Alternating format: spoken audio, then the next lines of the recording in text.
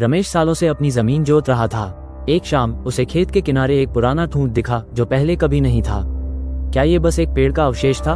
सूरज ढल रहा था और ठूंठ से अजीब सी ठंडक आ रही थी। रमेश ने उसे छूने की कोशिश की पर हाथ पीछे खींच लिया।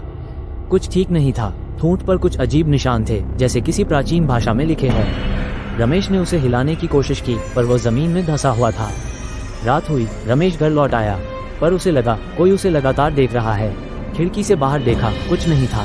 फिर धीमी फुसफुसाहट सुनाई दी जैसे जमीन से उठ रही हो। दरवाजे पर हल्की खुरचने की आवाज आई। रमेश का दिल तेज धड़कने लगा। हिम्मत जुटाकर रमेश टॉर्च लेकर फिर ठूंठ की तरफ गया। अंधेरी रात में ठूंठ और भी भयानक लग रहा था। यह उसकी सबसे बड़ी गलती थी। टॉर्च टिमटिमाने लगी। ठूंठ के आसपास परछाइयां हिलती दिखीं जैसे कोई मौजूद हो। रमेश ने आंखें मली पर परछाइयां गायब हो गईं। एक सड़ी हुई बदबू हवा में फैल गई। ठूंठ के पास एक काली सी आकृति दिखी जो धुंधली थी पर बढ़ती जा रही थी। आकृति ठूंठ से निकलकर रमेश की तरफ बढ़ने लगी। उसकी रूह कांप उठी। यह कोई इंसान नहीं था, ये कुछ और ही था। रमेश चीखता हुआ घर की तरफ भागा। दरवाजा अंदर से बंद किया।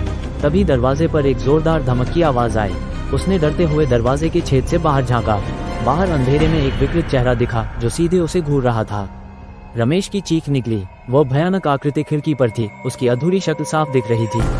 ये ठूंठ का श्राप था। आज भी रमेश उस खेत के पास नहीं जाता।